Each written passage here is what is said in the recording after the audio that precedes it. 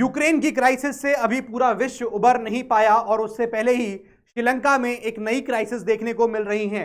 भारत का पड़ोसी मुल्क एक different sort of economic crisis में फंस चुका है और कल फ्राइडे की बात है जब वहां के प्रेसिडेंट ने स्टेट ऑफ इमरजेंसी डिक्लेयर कर दिया।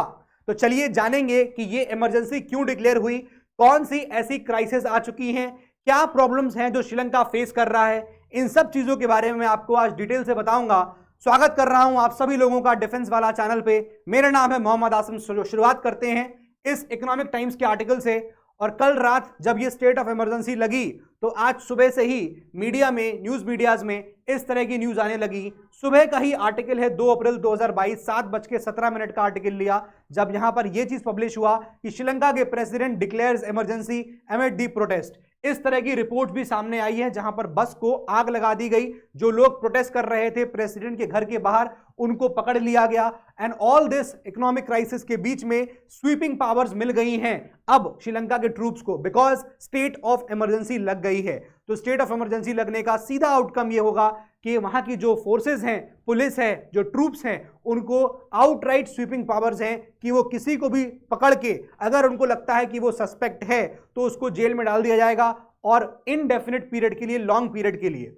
राइट। सो 45 लोगों को जो प्रोटेस्ट कर रहे थे प्रेसिडेंट के घर के बाहर उनको अरेस्ट कर लिया गया है। टीयर गैस का इस्तेमाल कर, आप अगर वीडियोस देख रहे होंगे, टीयर गैस का इस्तेमाल हो रहा था, वाटर कैनन्स का यूज हो रहा था। इन सब चीजों से लोगों को रोका जा रहा था।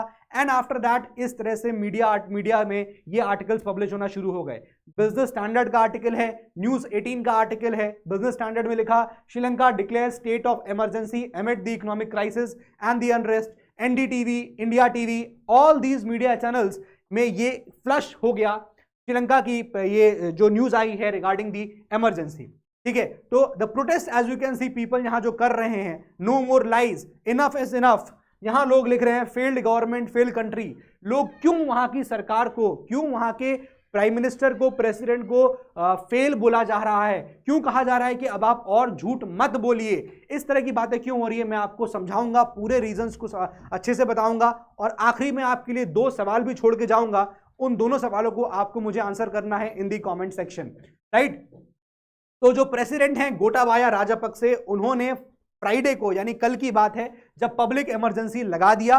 और क्योंकि बहुत वायलेंट प्रोटेस्ट हो रहा था, उनके घर के बाहर हो रहा था। और ये इमरजेंसी लगने से क्या हुआ है कि अब किसी भी सस्पेक्ट को डिटेन कर सकते हैं for long periods without the trial. तो मिलिट्री को यहां पर एक तरह से स्वीपिंग पावर्स दे दी गई हैं। और ये क्यों प्रोटेस्ट हो रहे थे? क्योंकि देखिए श्रीलंका के अंदर जो फॉरेन करेंसी है या जो फॉरेक्स रिजर्व्स है वो बहुत ज्यादा कम हो चुका है। इतना कम हो गया है कि वो अपने एसेंशियल्स को इंपोर्ट करने के लिए पेमेंट भी नहीं कर पा रहे हैं। श्रीलंका के अंदर एग्जाम्स कैंसिल कर दिए गए हैं क्योंकि सरकार के पास पेपर खरीदने के लिए पैसे नहीं हैं। पेट्रोल के दाम आसमान चूम रहे हैं। And all the problems are going on right now in Sri Lanka. ठीक है। पावर कट्स हो रहे हैं, लोगों को लाइट नहीं मिल रहा है, श्रीलंका की सड़कें में अंधेरा हो गया है, बहुत सारी इस तरह की दिक्कतें देखने को मिल रही हैं। अब व्हाट इज द रीजन, मैं थोड़ा सा एनालिसिस करके आपको बता रहा हूं। आप मुझे बताइएगा कमेंट सेक्शन में कि आपको क्या लगता है। बट जो मुझे लग रहा है what really is happening is कि देखिए राजापक्सा की, थोड़ा आपको मैं गवर्नमेंट के बारे में बताता हूं। ये आर्टिकल कुछ टाइम पहले निकला था कि how Rajapaksa dynasty controls Sri Lankan government unmatched in South Asia. मतलब पहले बहुत तारीफें हो रही थी कि राजापक्से की गवर्नमेंट कैसे श्रीलंका चला रही है। क्यों? क्योंकि राजापक्से की लगभग बहुत सारे फैमिली मेंबर्स गवर्नमेंट का पार्ट हैं। तो इस चीज की पहले बहुत तारीफें होती थी कि बहुत बढ़िया तरीके से गवर्नमेंट चल रही है। लेकिन अब चीजें ज्यादा खुल के सामने आई हैं और श्रीलंका की प्रॉब्लम्स अलग से दिखाई दे रही हैं। ठीक है। तो ये तस्वीर देख रहे हैं आप, तस्वीर में आपको राजापक्से जी दिख रहे हैं, दोनों राजापक्से। मैं दोनों राजापक्से के बारे में बताता हूं। ऑन द राइट जो आप देख रहे हैं वो है गोटाबाया राजापक्से, जो अभी प्रेसिडेंट हैं इस वक्त श्रीलंका के। And on to my left जो आप देख रहे हैं वो है महिंदा राजापक्से, ये अब प्राइम मिनिस्टर हैं इस वक्त श्रीलंका के। पहले ये एक्स प्रेसिडेंट भी रह चुके हैं, but right now he is the prime minister of Sri Lanka. तो मतलब श्रीलंका के प्रेसिडेंट और श्रीलंका के प्राइम मिनिस्टर दोनों भाई भाई हैं।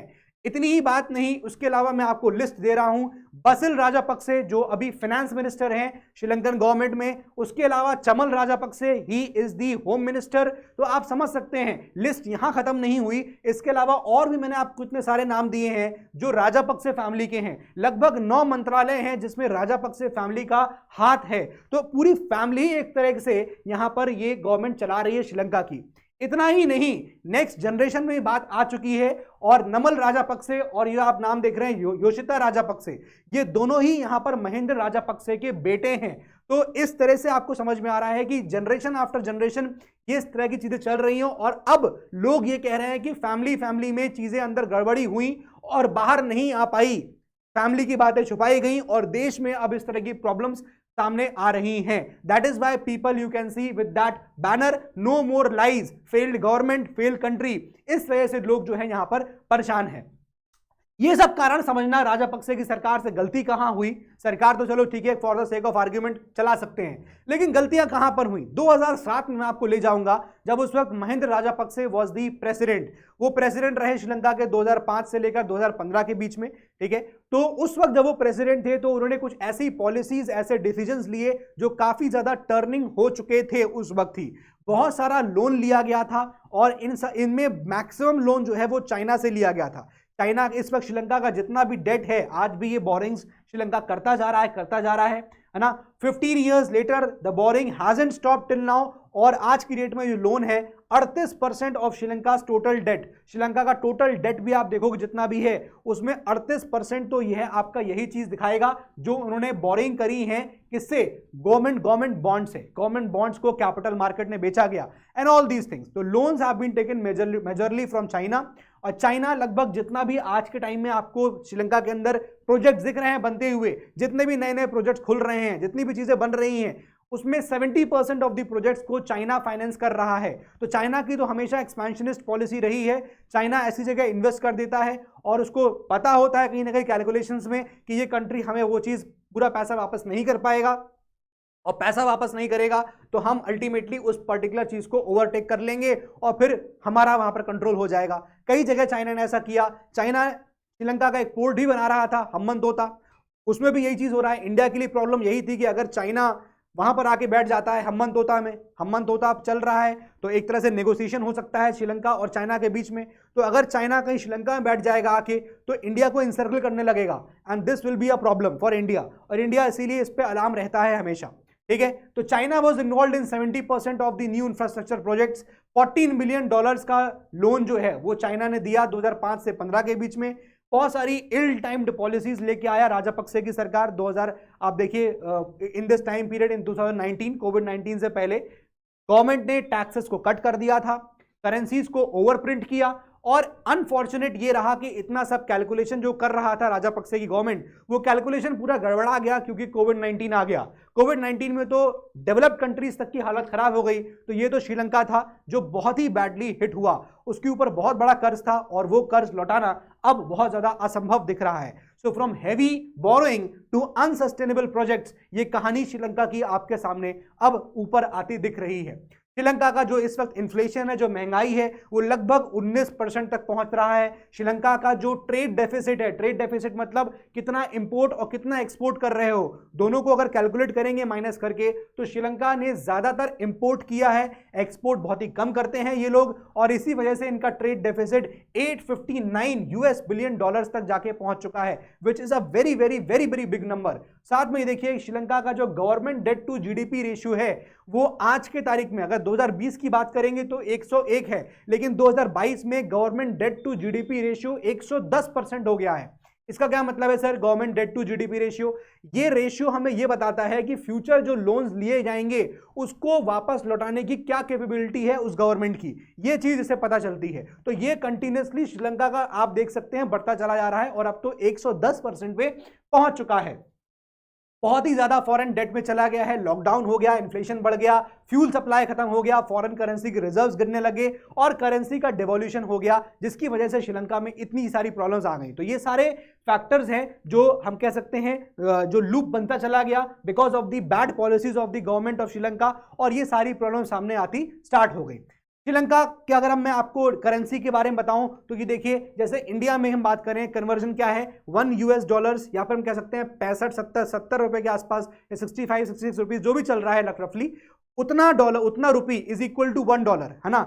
मतलब फॉर एग्जाम्पल आप 65 रुपए दोगे तो आपको $1 मिल जाएगा, लेकिन यहां पर अगर आप बात करेंगे लगभग आपको 300 श्रीलंकन रुपी देने पड़ेंगे तब जाके $1 मिलेगा। तो आप समझ सकते हैं कि वहां की करेंसी भी कितनी ज्यादा बुरी हालात में है। अगर हम श्रीलंका की करेंसी इंडियन रुपी से भी कंपेयर करें तो भारत का ₹1 उनके ₹4 के बराबर, मतलब वो ₹4 लगभग देंगे तो हमारा इंडिया का ₹1 मिल जाएगा, उनको तब मिलेगा, ठीक है। तो आप अंदाजा लगा सकते हैं। तो इस तरह की प्रॉब्लम से बाहर निकलने के लिए इंडिया ने श्रीलंका को यहां पर $1 बिलियन US का लाइन ऑफ क्रेडिट, जिसको हम एक तरह से लोन कह सकते हैं, वो श्रीलंका को दिया था ताकि वो अपनी प्रॉब्लम्स को ओवरकम कर जाएं। इस तरह का ट्वीट भी आपको देखने को मिला डॉक्टर एस जयशंकर का था, जहां पर उन्होंने बोला कि neighbourhood first is our policy and India standing with Sri Lanka, ठीक है। अब यहां से एक नई प्रॉब्लम सामने आई, वो आई रेफ्यूजीज की, क्योंकि देखिए यूक्रेन में लोग माइग्रेट किए बिकॉज ऑफ दी वॉर।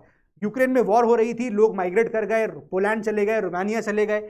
अब यहां पर जो माइग्रेशन हो रहा है, जो लोग रेफ्यूजी बन के आ रहे हैं, वो रीजन वॉर का नहीं है, वो एक इकोनॉमिक रीजन है। तो क्या इंडिया इन रेफ्यूजीज को एक्सेप्ट करेगा जो श्रीलंका से आ रहे हैं? क्या इंडिया उनको मना कर सकता है? All these are legal question, जिस पे अब मैं आपको बताता हूं।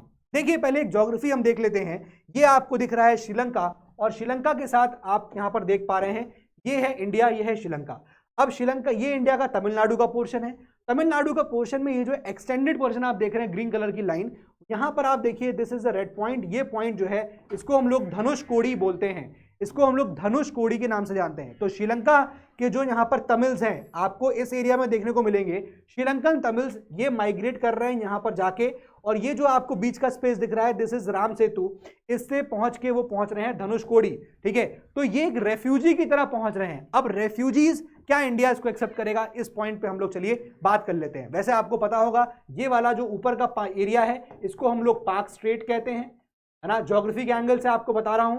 और जो नीचे वाला एरिया है, इसको हम लोग गल्फ ऑफ मन्नार कहते हैं, है ना, इसको हम लोग गल्फ ऑफ मन्नार कहते हैं। ओके, सो इंडिया, बिकॉज हमने 1951 की यूनाइटेड नेशंस की जो कन्वेंशन है on the status of refugees, हमने वो साइन नहीं करी है, इसीलिए आप देखिए हमारे पास कोई लॉ भी नहीं है। मतलब या तो हम ऐसे समझ सकते हैं कि इंडिया के पास कोई भी रेफ्यूजी लॉ नहीं है। कोई भी रेफ्यूजी अगर इंडिया में आता है तो हम उसको, रेफ्यूजी लॉ कोई हमारे पास है ही नहीं, तो हम उसको पासपोर्ट एक्ट या फिर आप देखिए फॉरेनर्स एक्ट के अंदर बुक कर देते हैं, उसको पनिश करते हैं। बट हमारे पास कोई रेफ्यूजी एक्ट ही नहीं है। सर क्यों नहीं है? बिकॉज हम लोग देखिए 1951 की इस कन्वेंशन के सिग्नेटरी भी नहीं है, हमने साइन भी नहीं किया है, इसलिए हम लोग के पास ये कानून भी नहीं है। तो इंडिया एक तरीके से, because we are not signatory to this, तो हम लोग, भारत जो है, इन रेफ्यूजीज को एक्सेप्ट करने से मना कर सकता है। वैसे अगर इंडिया इसका सिग्नेटरी होता तो 1951 का यूएन कन्वेंशन ये कहता है कि आप रेफ्यूजीज को आने से मना नहीं करेंगे, you have to accept them, और आपको उनको सारी फैसिलिटीज प्रोवाइड करनी पड़ेंगी। Because more than economic crisis, ये एक ह्यूमैनिटेरियन क्राइसिस हो जाती है, और ह्यूमैनिटी के लिए आपको उन्हें एक्सेप्ट करना पड़ेगा। But India right now is not signatory to this convention, इसलिए हम इसे, हम यहां पर रोक सकते हैं। So immigration comes under the union list. अब ये पॉइंट मैं आपको और समझा देता हूं।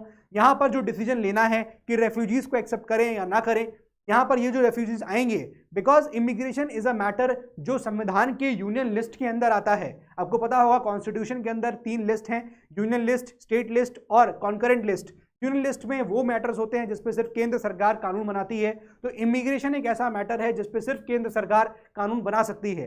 तो यहां पर तमिलनाडु की गवर्नमेंट के पास कोई भी ऑप्शन नहीं है कि वो उस पर कुछ डिसीजन ले सके। तो central government is all to decide whether ये रेफ्यूजीज को एक्सेप्ट करना है या नहीं करना है। तो मैं आपको 2 क्वेश्चन के साथ छोड़ जा रहा हूं। उम्मीद है आपको पूरा समझ में आया होगा किस तरह से राजपक्से की गवर्नमेंट यहां पर पॉलिसीज ले रही थी, कैसे डिसीजंस ले रही थी, कैसे लोन लेती जा रही थी, और जो भी कैलकुलेशन वो कर रहे होंगे कि हम लोन वापस कर देंगे, वो हिट हो गया बिकॉज ऑफ द कोविड-19 पैंडेमिक।